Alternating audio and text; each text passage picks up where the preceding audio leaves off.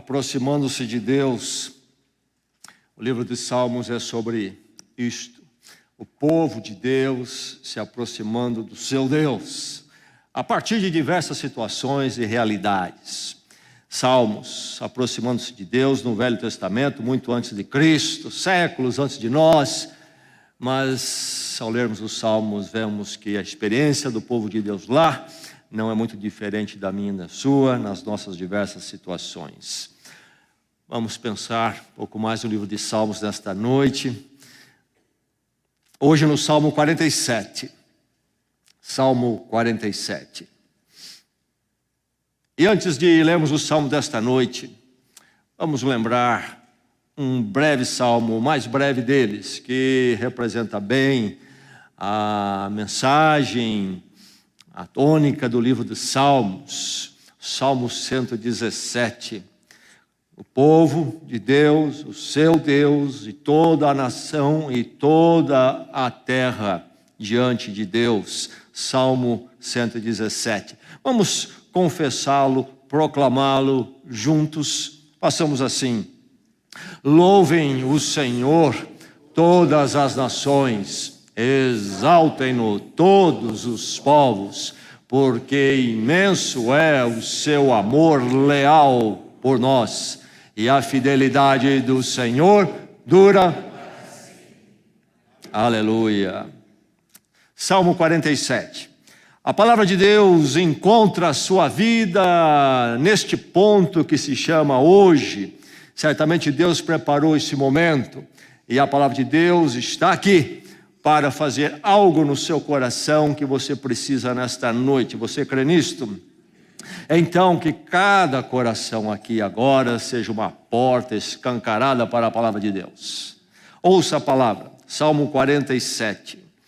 Batam palmas vocês, todos os povos, aclamem a Deus com cantos de alegria, pois o Senhor Altíssimo é temível, é o grande Rei sobre toda a terra. Ele subjugou as nações ao nosso poder, os povos colocou debaixo de nossos pés e escolheu para nós a nossa herança, o orgulho de Jacó, a quem amou. Deus subiu em meio a gritos de alegria, o Senhor em meio ao som de trombetas. Ofereçam música a Deus, cantem louvores, ofereçam música ao nosso Rei, cantem louvores, pois Deus é o Rei de toda a terra. Cantem louvores com harmonia e arte. Os soberanos, Deus reina sobre as nações, Deus está sentado sobre o seu santo trono. Os soberanos das nações se ajuntam ao povo de Deus de Abraão, pois os governantes da terra pertencem a Deus. Ele é soberanamente exaltado.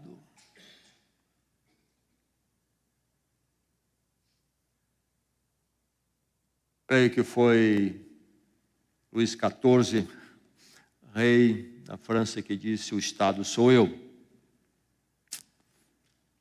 Eu sou o próprio Estado, o governo desse país.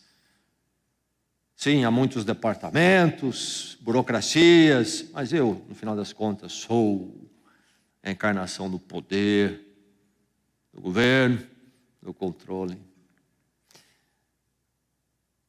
Muitos governos passaram pela história, inclusive o dele. Muitos prometeram e pareceram tremendos, mas são todos histórias passadas. E muitos deles se levantaram e o povo se alegrou e grande esperança teve para também conhecer uma frustração. Por que os povos reagem assim? Reagem assim porque eles são como eu e você. Não é verdade que há um anseio lá dentro de nós? Se alguém viesse colocasse tudo em ordem, num controle total, e pudéssemos finalmente, individualmente, como humanidade, caminharmos bem, caminharmos em ordem, paz, não seria maravilhoso? E não apenas ansiamos e temos este sonho, nós queremos que isso aconteça, nós temos vontade que isso venha a ser assim, é parte do nosso ser. E sabe, isso na verdade, lendo este salmo, é a saudade de Deus que ressoa no coração humano. E então o ser humano, não tendo mais Deus, olha para cá e para lá, e é facilmente presa de jogar toda a sua paixão em alguém, ou alguém surgir e dizer sou eu, e com isso conseguir grande poder por um tempo, mas enfim não vai embora este anseio que está em mim e em você nesta noite ainda. E temos tido as nossas paixões, inclusive pensando recentemente na história do Brasil, fico olhando, primeiro surgiu o PT e o Lula, e eu ficava estarrecido de ver a glorificação particularmente deste homem, e como mídia, empresários, intelectuais, o transformar em algo que ele nunca foi. De repente, era um estadista de primeiro nome, ainda que um homem rude, bronco até, dentro de um projeto movido por intelectuais, na volta do exílio, após um governo militar, escolheram, pensaram um, era para ser outro, mas o outro que queriam tinha nome estrangeiro, sobrenome estrangeiro. Não fica bem, acho que era um brasileirão, então pega um que é Silva. Enfim, era a salvação do Brasil. Ungido, grandes entusiasmos e paixões, mas também levantou aos poucos reações contrárias. Se prolongou através de Dilma, e vou pular Dilma, acho que até por razões óbvias. E aí então, diante de tantas propostas de uma linha de marxismo social, a grande resposta seria, na disputa eleitoral, Aécio, para todas as misérias e imoralidades que existiam por aí. O grande exemplo moral, Aécio haveria de ser a grande resposta, a minha paixão por ele.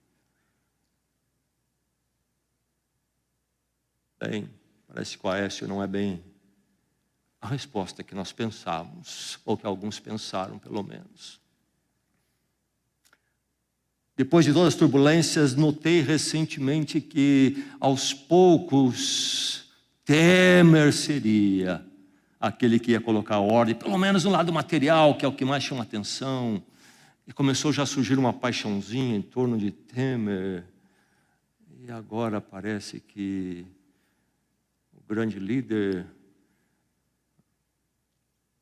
grande referência moral, está com as pernas bambas. Se sobreviver até o fim do mandato, escapa por pouco. Parece que você não gosta de política e acha que podemos viver sem isso. Não.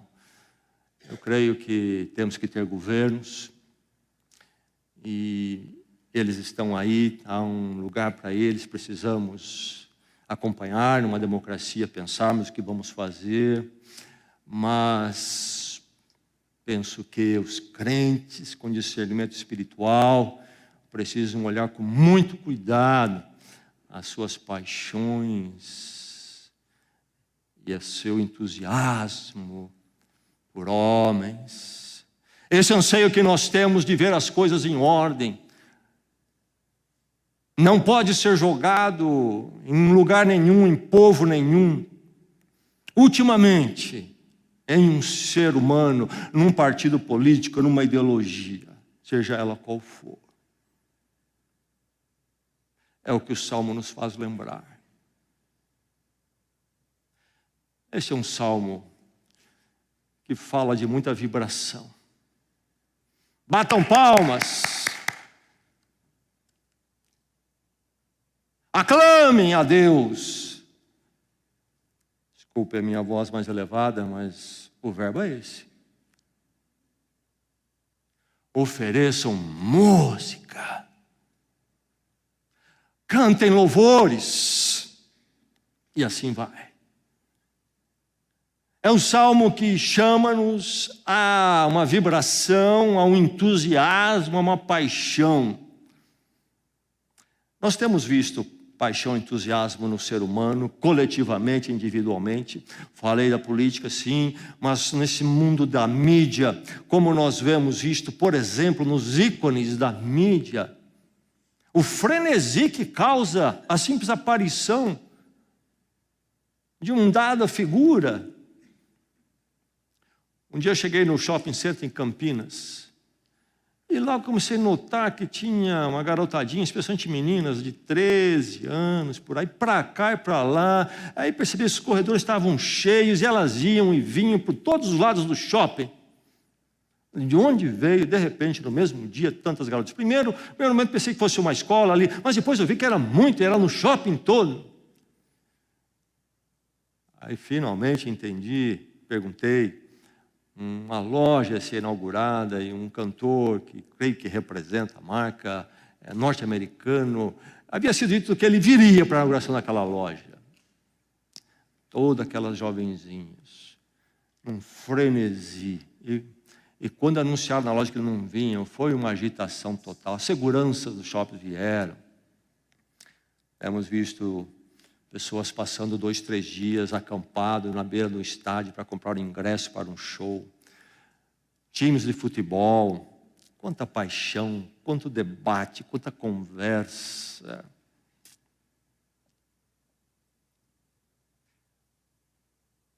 Será que deveríamos nos dar compaixão a homens, a ícones humanos, a governos e políticas? Ou devemos olhar com muito cuidado e reservar nossas palmas primeiras e barulhentas, nosso aclamar, nossa música e o nosso louvor a alguém mais? Seria bom se alguém viesse de forma gloriosa e nos desse uma condição diferente de vida, não seria? Não aguardamos isto. Este é um salmo de alegria. Há uma razão para essa alegria. A palavra alegria aparece no salmo. Ela aparece de forma enfática. Que salmo é este? Do que é que ele está falando? Este é um salmo histórico, sim, escrito lá no Velho Testamento, séculos antes de Cristo, antigo. E muito do que ele diz tem a ver com a história de Israel, até aquele tempo em que o autor escreve. Israel passou por diversos desafios e lutas. Israel, inclusive, tem aquela peregrinação pelo deserto até que conquista a terra prometida sob Moisés. Aliás, sob Josué, mas liderados no deserto por Moisés. E há, inclusive, aquele momento quando eles conquistam Jericó, um tremendo momento. Dão voltas ao redor das muralhas, carregando a arca do Senhor, tocando trombetas até que tudo rui. E a conquista vem. Há muito de histórico neste salmo. Deus levando o povo de Israel e os momentos de vitórias, de glória. Deus de Israel, etc. Mas esse salmo, falando daqueles momentos, ele está falando, usando aqueles momentos para nos falar de algo profético. Algo que vai se realizar a partir daquelas visões momentâneas e temporárias de Israel, de forma muito mais plena, ou totalmente pleno ainda. O que é que esse salmo fala então? Esse salmo fala de um reinado absoluto. Absoluto. E ao falar desse reinado absoluto, este é um salmo que diz o que particularmente ao seu coração? Algo que o seu coração precisa, e precisa ser lembrado disto constantemente. Porque os ídolos deste mundo facilmente enchem o nosso coração e nos levam à frustração, e nos levam a caminhos errados, e a paixões distorcidas e aplicadas em lugares errados. Esse salmo fala sobre um reinado absoluto, sim, mas ele diz que você deve viver para glorificar o reinado absoluto, que você deve vir e glorificar. Glorifique o reinado absoluto. Reinado é esse. Ora, se ele é absoluto, ele é o reinado da soberania universal. Batam palmas vocês, todos os povos, aclamem a Deus com cantos de alegria, pois o Senhor Altíssimo é temível, é o grande Rei sobre toda a terra. É verdade que era o Deus de Israel. E Israel então tinha o seu Deus, como todos os povos tinham os seus deuses. Mas os povos entendiam, este é o nosso Deus, e é o Deus da nossa nação e da nossa terra. Mesmo impérios como na Babilônia tinha o festival anual de coroação do rei deles. E este salmo então até reflete uma prática, ou toma uma prática que acontecia entre os povos de aclamarem os seus deuses, às vezes inclusive reis tornados divindades e aclamavam, mas ele vem aplicar todo esse aclamar ao Deus de Israel. Mas que Deus é esse, o Deus de Israel? É o Deus de Israel, sim, mas é também não o Deus apenas tribal, o Deus de uma nação, de um povo, como os outros pequenos deuses. Este é o Deus que é o grande rei sobre toda a terra. É um rei de uma soberania universal. Diz aqui que o Senhor é altíssimo. E a palavra aqui é o Elion, o Deus Elion. O povo de Israel, quando falava de Deus em relação a eles, preferia falar do Deus de Yahvé, porque Yahvé era a forma de se referir a Deus no sentido do Deus da aliança, do pacto com eles. Povo de Deus pactuado, chamado por Deus, como o Salmo mesmo diz, quando fala sobre Jacó, quem ele amou. Mas quando então se referia ao Deus de Israel, mas também diante das nações, se falava do Deus Altíssimo, Elion, exaltado. Ele diz que ele é temível. Deus temível. Tremendo, outra palavra que podemos usar. Assombroso, se preferirmos. Um Deus que não é como os deuses das nações. É um Deus que não é como os deuses a quem nós damos a paixão, talvez, nas artes, no esporte, na ideologia, na política. É diferente, é temível, tremendo e assombroso. É o Deus, sim, de Israel, mas é o Deus de toda a terra. E então é o Deus da igreja. Nós, olhando este salmo, a partir da perspectiva daqueles dias quando foi escrito, mas com o conhecimento da história da salvação que se desenrola a partir de lá, e chega Jesus Cristo e chega a igreja, nós sabemos que esse Deus é o Deus de Israel, é o Deus da igreja em Jesus Cristo, mas é o Deus soberano sobre toda a terra. Por isso, o Salmo, mesmo lá em Israel, nos séculos antes de Cristo, quando eles tinham um pouco de dificuldade para entender que o Deus deles não era um Deus tribal como dos outros povos, um Deus de uma etnia, mas era o Deus de toda a terra, já naqueles dias o Salmo traz um convite, que diz o quê? Batam palmas vocês, povo de Israel, não, diz a primeira linha, vocês, todos os povos. Esse Deus de Israel, o Deus da igreja, é o Deus de todos os povos, o Deus que havia de se revelar a todos os povos, como se revelou em Cristo, e agora através da igreja então. Mas é um Deus dessa soberania universal.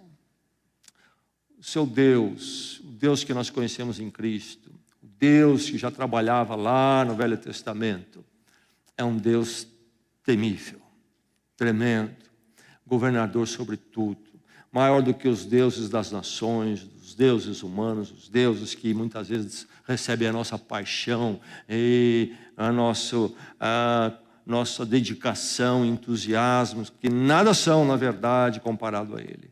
Glorifique o reinado absoluto da soberania universal.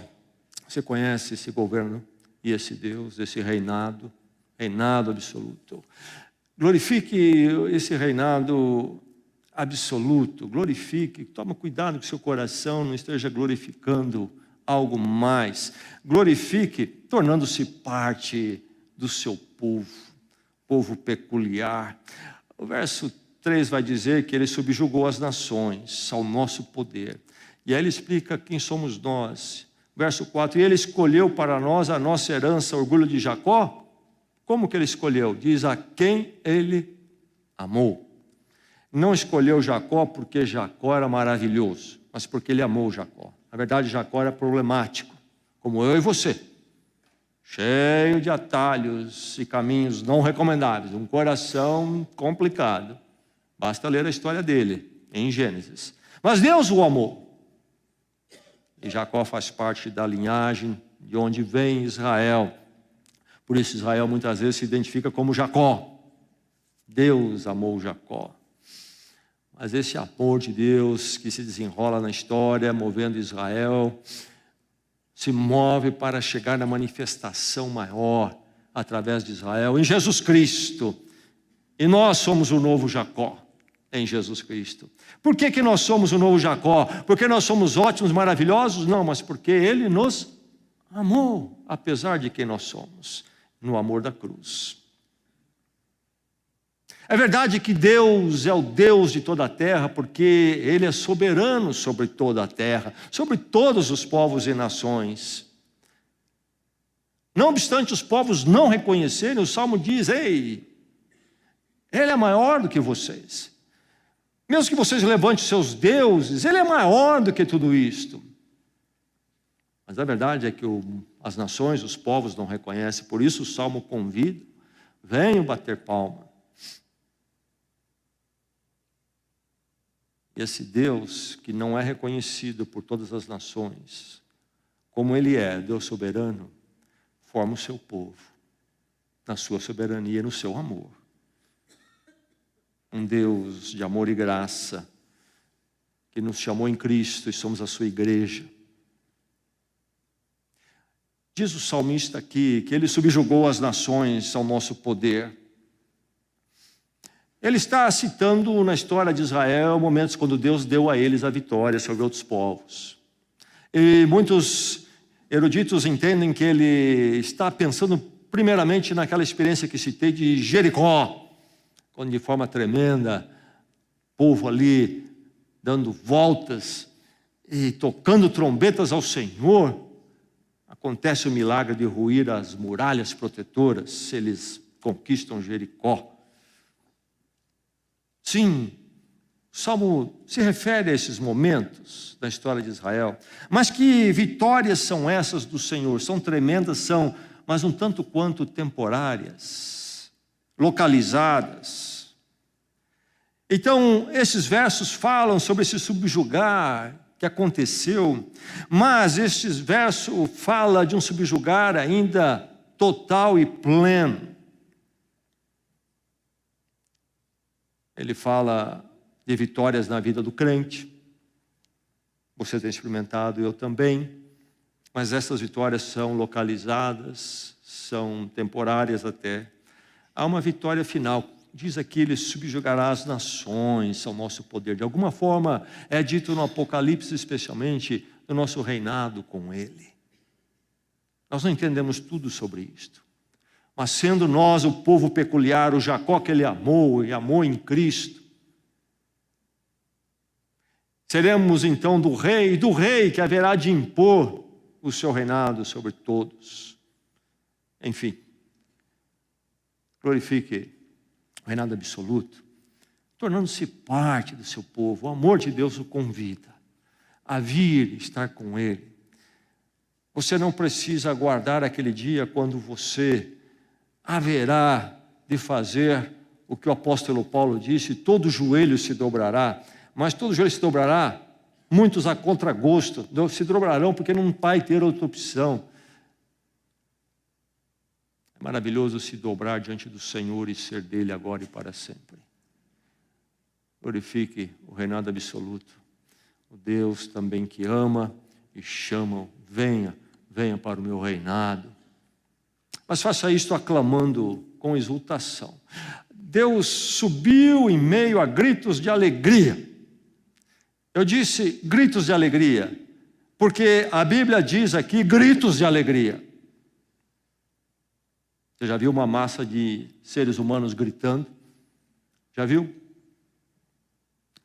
Ah, lá veio a seleção de futebol, trouxe a taça, passa em carro de bombeiro. Eu acho interessante esse uso de carro de bombeiro.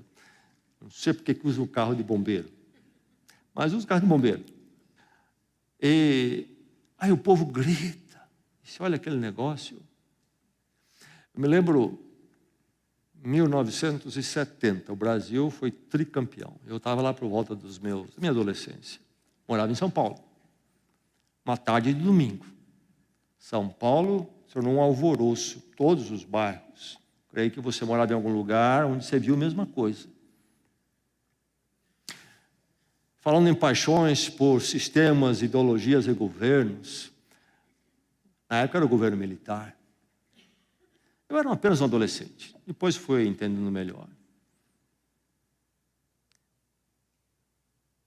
Ele dizia a canção: com esse povo ninguém pode. E para mim, eu pensei: agora ninguém segura esse país. Eu faço parte de um país que agora, meu amigo, sai da frente. Tudo por causa de uma taça de futebol. Como se isso mudasse alguma coisa.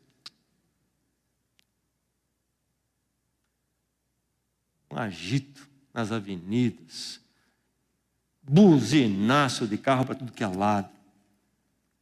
Quanta energia tola e desperdiçada.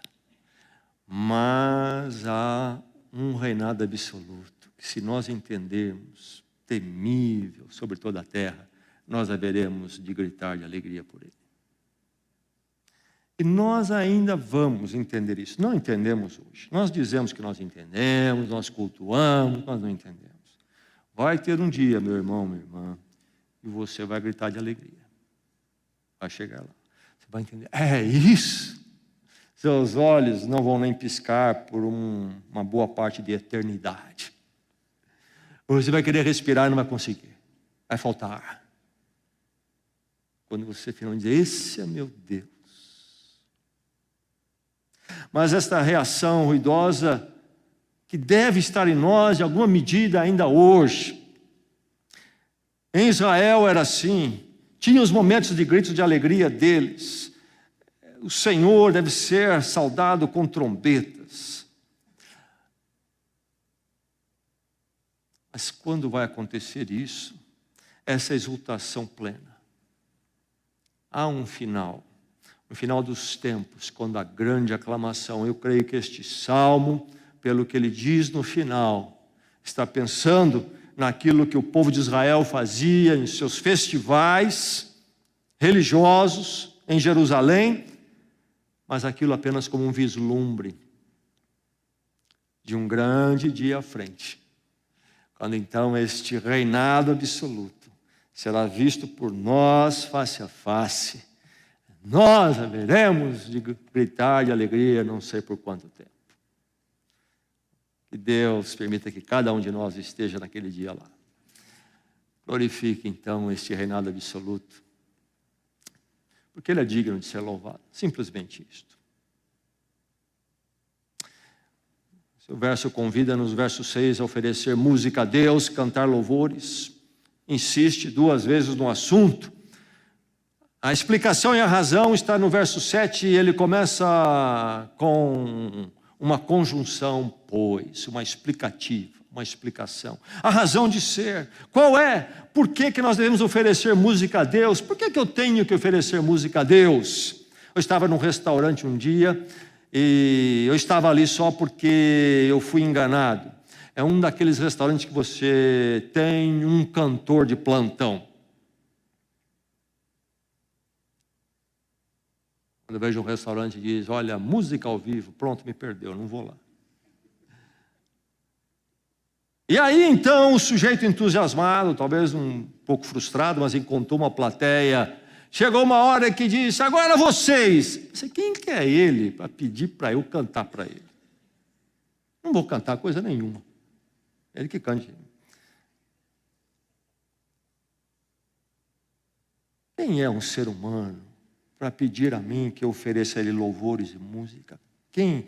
O jogador de futebol, ele é bom, cara. Aquela artista, vai passar aí na praça, vamos lá. Ninguém vai me tornar numa tietagem. Se eu oferecer a minha música, meu louvor será a quem? Somente a um. Por que somente a ele? Diz o verso 7, pois Deus é o rei de toda a terra. Ele é digno de ser louvado. Por quê? Continua a explicação no verso 8, porque Deus reina sobre as nações. É bom saber disto. Nesse momento de tantas crises e abalos na nossa terra, lembre-se disso. O Senhor está acima das nações, inclusive da nossa. De todas, e a nossa também. Enfim, é devido e apropriado oferecer música a Deus. Cuidado onde vão seus louvores. Quem lhe manipula, quem lhe arrasta. Cuidado. Cuidado, seu coração, sua adoração, sua glorificação pertence a Deus. Ele é o rei sobre toda a terra, sobre as nações. E note, diz, completa o verso 8, Deus está sentado em seu trono. Já seria tremendo, mas eu não li o verso completo. O verso, na verdade, diz, Deus está sentado no seu santo trono. Você ouviu, meu irmão, minha irmã? Você conhece os troninhos deste mundo, não conhece? Já disseram para mim que o Roberto Carlos é rei. Já disseram para mim que o Pelé é rei. E daí por diante. Deixa eu dizer, tem um trono santo e ninguém senta lá, a não ser Ele, o meu Deus. E só Ele. Porque é santo. Não tem nada a ver com as misérias e as pequenezes humanas. Ele é santo porque é distinto, é separado de tudo, das limitações, da finitude, das imperfeições. É santo. Da limitação, porque Ele é poderoso eternamente. Digno de ser louvado. Ofereçam música a Deus. Glorifique o seu Deus, o reinado absoluto, Ele é digno de ser louvado. Quanto entusiasmo dado a algo ou alguém, mais do que você dá o culto a Deus, mais do que você dá a Deus no seu coração. Cuidado, o Salmo convida à sensatez, ao caminho da saúde. Glorifique o reinado absoluto. Eu não vejo o reinado absoluto de Deus hoje, como o Salmo canta. O salmista também não viu. Viu sim manifestações localizadas e temporárias. Você também tem visto, não é verdade? Na sua vida, andando com Deus, quantas vezes Deus lhe dá livramentos, vitórias sobre o mal, sobre o pecado. Mas onde está esse reinado cantado nessas dimensões aqui? Diz o Salmo concluindo, termina como? Os soberanos das nações se ajuntam ao povo de Deus de Abraão, pois os governantes da terra pertencem a Deus, Ele é soberanamente exaltado. Os soberanos das nações se ajuntam ao povo de Deus de Abraão. A igreja, então, Abraão, os filhos de Abraão são os filhos da fé, diz o apóstolo Paulo. Pela fé nós somos salvos em Cristo Jesus, somos também, de uma certa forma, então, filhos verdadeiros de Abraão. Mas onde estão as nações vindo se ajuntar a nós, o povo de Deus, a igreja, para adorar o Senhor? Eu não vejo isto acontecendo, realmente não está acontecendo, e nem aconteceu plenamente lá nos dias desse salmo. Esse salmo é histórico, sim, ele espelha experiências temporárias localizadas, sim, mas ele é profético, ele já está falando de um dia novo. Quando aquele anseio que está no meu coração e no seu, finalmente será respondido. Alguém venha e ponha ordem em tudo e nos dê uma condição de sermos seres que possam ter finalmente uma experiência de vida longe de todas essas tribulações, desordens, incertezas, sofrimentos, deste prevalecer do mal, da injustiça em todas as formas e camadas, estruturas políticas, sociais. Que venha alguém e nos dê, virá, meu irmão, espere, glorifique ao reinado absoluto a ser implementado no porvir. A Bíblia é sobre isto, e lá no livro de Apocalipse é cantado essa grande experiência. Autoridades governantes da terra, diz o texto, pertencem a Deus. Isto. Eles se levantam para cumprir uma missão, um dever que o Novo Testamento coloca, realizarem a justiça, acertam em parte, acabam errando em muitas coisas, e muitas vezes, a parte das vezes, acabam se desviando totalmente. Por isso eles sobem e descem. Tem a hora que Deus diz, sai daí. É hora de pôr outro, e Deus vai administrando isto. Até que seja implementado naquele dia o governo eterno dele e absoluto. Este salmista está cantando o futuro, o dia da vitória, quando então o governo de Deus sobre todas as nações será reconhecido e concretizado. Nesse tempo da graça, Deus permite ao ser humano continuar, diz o apóstolo Paulo, em seus caminhos, dando oportunidade para que ele se torne em Cristo, então, parte do povo peculiar de Deus, do seu amor. Oportunidade de arrependimento. Mas há um momento quando Deus vai fechar essa oportunidade. E Ele há de implementar e será reconhecido o governo dEle. Os soberanos das nações se ajuntarão ao povo de Deus, sim. E todo joelho se dobrará. E toda língua confessará que Jesus Cristo é o Senhor. O que é o Senhor? O Senhor era o título dado a quem? Ao imperador de Roma naqueles dias. Mas é um dia quando então o povo não mais dirá, é César, o Senhor.